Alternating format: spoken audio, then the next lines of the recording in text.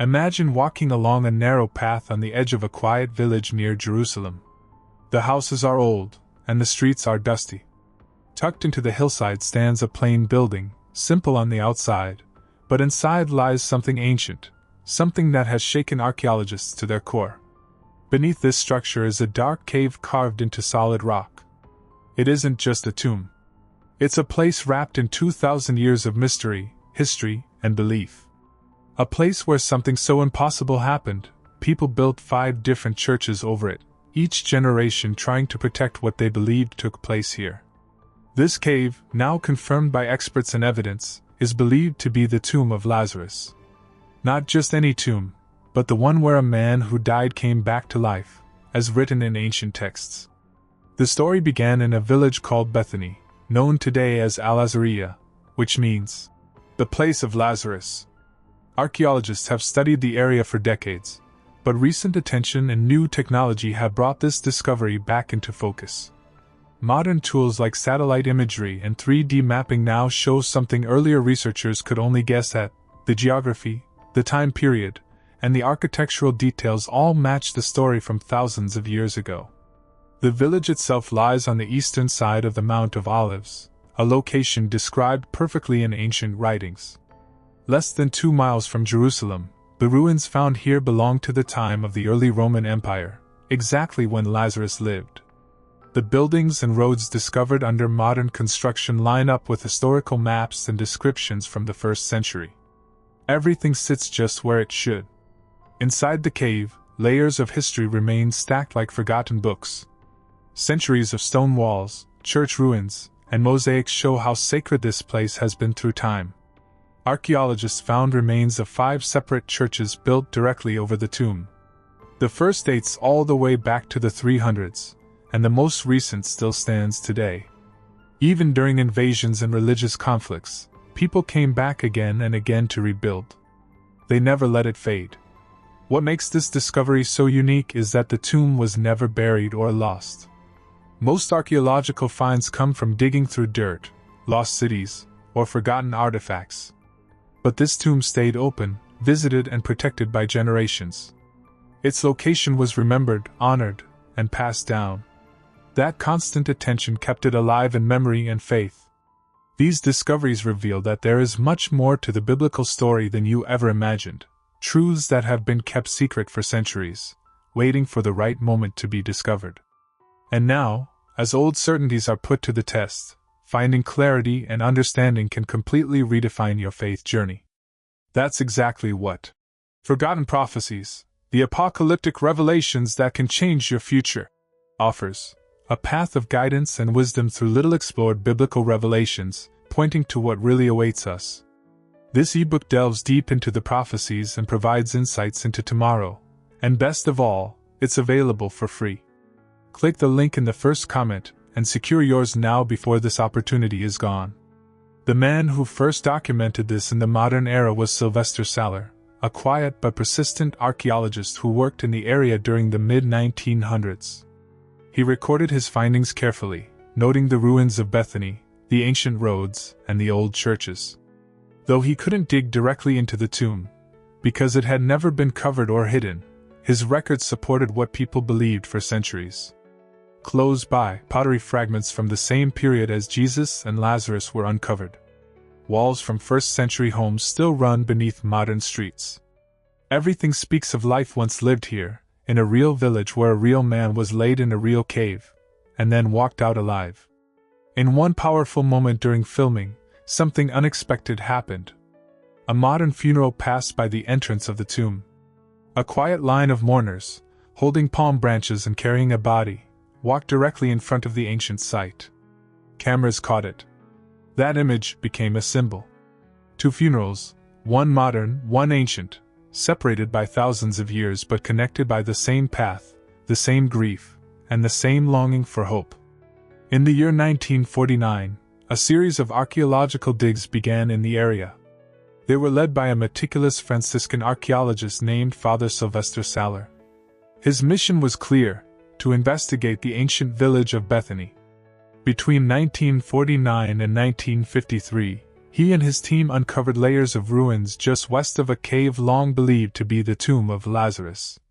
They found walls cut from bedrock, foundations of long-lost homes, and shards of pottery dating back to the 1st century AD, the exact period when Lazarus would have lived. Curiously, Saller did not excavate the tomb itself. Remember, the ebook that reveals even more about these little-known prophecies is still available for download. But act quickly, only a few copies remain. Don't miss out on the chance to discover what could revolutionize your understanding of the future. And there was a simple reason for that: it had never been buried. Unlike most ancient sites swallowed by centuries of dirt and forgotten time, this cave had always been remembered. People visited it, prayed at it, built over it. The memory of what happened there had never faded, so the tomb was never lost. That meant Saller couldn't discover it in the traditional sense. It had never truly disappeared. Instead, Saller focused on what surrounded the tomb: the village, the roadways, and the religious buildings built to honor the event that made this place sacred. The physical evidence painted a clear picture. The village of Bethany sat in exactly the right location, less than 2 miles from Jerusalem, perched on the backside of the Mount of Olives, along the road leading from Jericho. This perfectly matches the description in John 11 verse 18, which states that Bethany was near Jerusalem. Even earlier records support this. The ancient historian Eusebius, writing in the early 4th century AD, confirms that a place called Bethany existed at the 2nd milestone from Jerusalem. He also noted that Lazarus' tomb was still shown to people during his time, 300 years after the event. That alone tells us the tradition was deeply rooted, older than even the earliest church buildings built to preserve it. Archaeologists documented a remarkable stack of 5 churches, each built on top of the other, directly over the tomb. The oldest, constructed around the 330s AD, dates back to when Christianity had only recently been legalized. This church was followed by a second and then a third. During the Crusader period, a 4th church rose on the same site. Eventually, a 5th church, still in use today, was built on top of all the others. These layers are not just architectural, they are acts of memory, of guardianship, of insistence that this site was too important to lose. Beneath these churches lie remnants of beautiful mosaics, fragments of columns, and walls that once framed the heart of Christian worship in the area. Even the nearby Islamic-era mosque, built beside the site centuries later, acknowledges the sacred nature of the location. Excavators uncovered burial caves from the early Roman period, confirming that this was a place of tombs during the time of Jesus. And nearby, the ruins of 1st century homes prove that the area was inhabited exactly when the Gospel account says the miracle took place. The site's authenticity is not built on legend alone. It is supported by time, by records, and by stone and earth. For archaeologists, it is a story that doesn't need to be rewritten, only reread. Don't forget that the gateway to these life-changing revelations is just a click away. Secure your copy of the ebook. Forgotten Prophecies, the apocalyptic revelations that can change your future. Now before it's too late. They are limited. And yet, beneath the surface of these discoveries lies a darker, more human truth. The body of Lazarus was not the last to enter this tomb. Over the centuries, many have come to this site, staring into the same darkness, carrying the same grief. Some are hoping for comfort. Others are simply unable to look away from what it represents. In the quiet village of Bethany, just outside Jerusalem, something happened that no one could forget. A man named Lazarus died. His body was laid in a cave. 4 days passed. The tomb was sealed. And then, he lived again. Jesus called him out of the grave, and Lazarus walked out, wrapped in burial cloth, breathing once more. That moment echoed across centuries. It stirred fear, wonder, and hope. But while the Gospel of John tells us about Lazarus' death and resurrection, it leaves out what came after. The man who returned from the grave disappears from Scripture. Though the Bible is silent, early Christians never stopped asking that question. Across time and geography, different traditions tried to answer it. And the stories that emerged, while not part of official Scripture, are rich in meaning, history, and the human need to follow the footsteps of someone who beat death. One of the oldest and most detailed accounts comes from the Greek Orthodox tradition. According to this version, Lazarus couldn't stay in Judea after his resurrection. His return to life had stirred too much attention. The religious leaders who were already planning to kill Jesus saw Lazarus as a living threat, proof of power they couldn't control.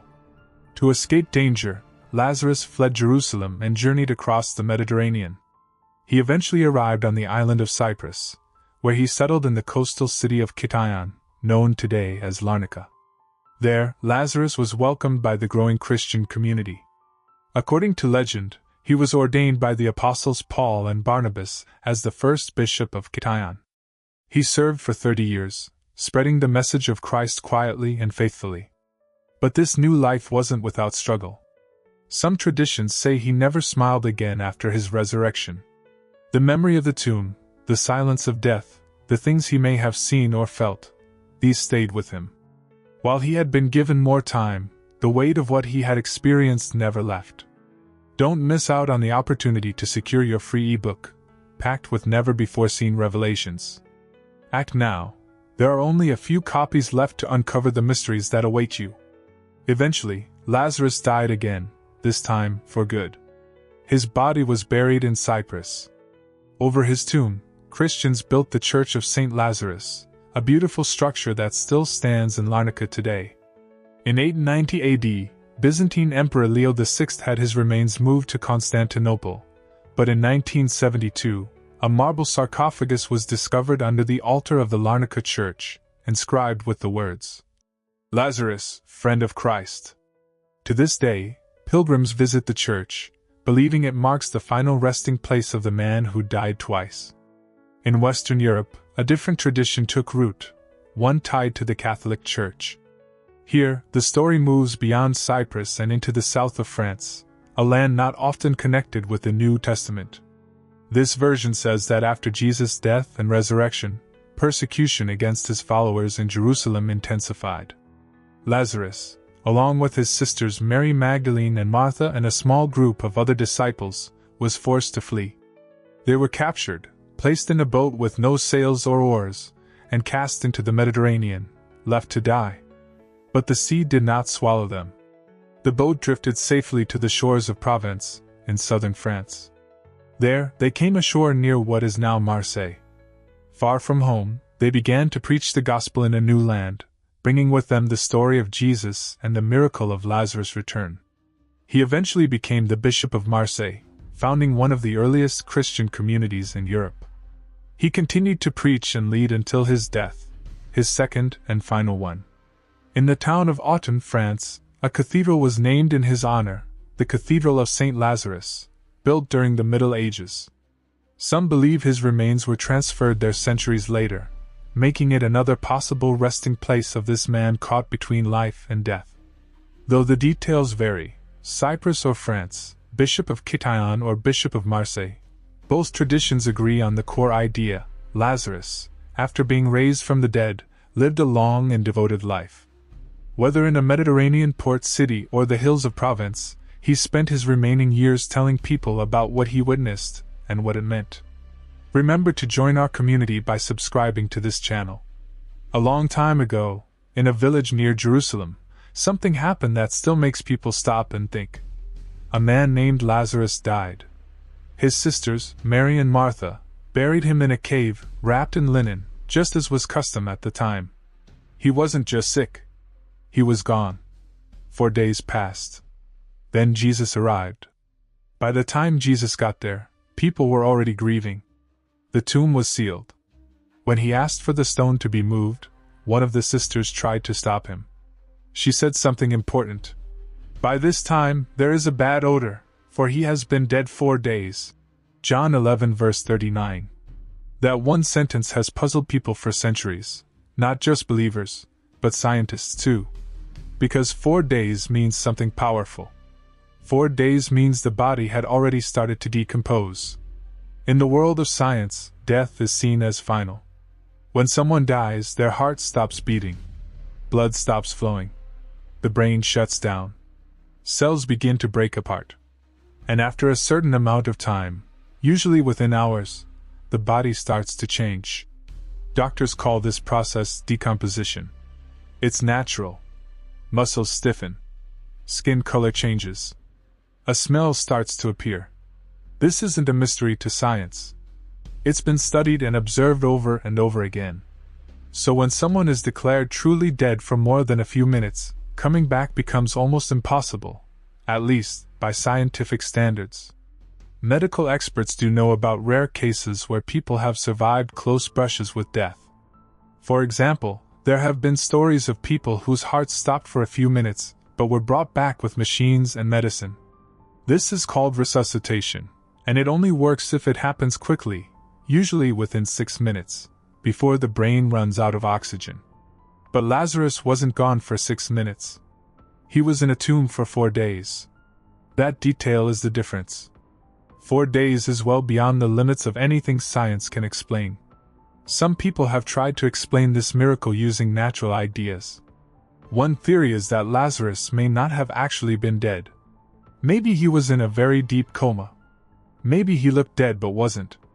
This is sometimes called apparent death. It's a state where a person's breathing and heartbeats slow down so much that even trained eyes might miss them. In the past, before modern machines and hospitals, there were rare cases of people being buried alive because doctors made a mistake. Are you enjoying the story? Support our channel by clicking the subscribe button. But this theory doesn't really hold up in Lazarus' case. His sisters believed he was dead. His friends believed it. People were already mourning him. And most importantly, the smell of decay had already begun. The Bible is very specific about this. A miracle is something that breaks the rules of nature. It's not magic. It's not luck. It's something so rare and powerful that it seems to come from outside the natural world. Miracles aren't meant to replace science. They sit beside it, quiet, rare, and unforgettable. The resurrection of Lazarus is one of those moments. For believers, what happened to him wasn't just about one man. It was a message. Jesus didn't bring Lazarus back just to make people happy. He did it to show that life has the final word, not death. That even when everything seems lost, there is still hope. When Jesus said, "I am the resurrection and the life," he wasn't talking about one miracle. He was talking about a new reality, a future where death doesn't win. Even today, people go to the place believed to be Lazarus' tomb. They stand in the darkness of that cave. They think about what it means to die and what it might mean to live again. Scientists may not be able to explain what happened there, but the story continues to echo. This is the place where the impossible once stepped into the ordinary. A man, gone for days, returned to the world of the living. His name was Lazarus. His silence was broken by a voice that called him back. His grave became a doorway. And the memory of that moment became eternal. Archaeologists have studied the land. They've brushed away centuries of dust. They've traced walls carved into stone, measured distances between ruins, and matched ancient maps with modern cities. They've uncovered churches stacked like time capsules, each one built with faith and care over the spot where Lazarus' body once lay. The findings are stunning. They confirm that this place mattered, that people held on to this location through invasions, empires, and endless change. From the earliest Christians to medieval builders to today's visitors, something kept drawing hearts back to this tomb. The stones have stayed. This story has never been easy to explain. Are you enjoying this story? Consider clicking the Super Thanks button. Your financial support helps us keep stories like this alive, delivering free entertainment to you. Some will say this story is only legend, a tale passed from one voice to another, shaped by time and belief. But legends fade when they are not grounded in something real. This one has endured because it is rooted in place, in structure, in memory, and in something beyond physical evidence, something that speaks to the soul. For nearly 2,000 years, people have stood in the same spot and felt the same chill. Not from the air, but from the awareness that something sacred lingers here. Some come with faith. Others arrive with curiosity. But few leave untouched. The power of this place isn't in proving what happened, but in what it continues to represent. Because even if a person doesn't share the faith behind the story, the emotions it stirs are universal.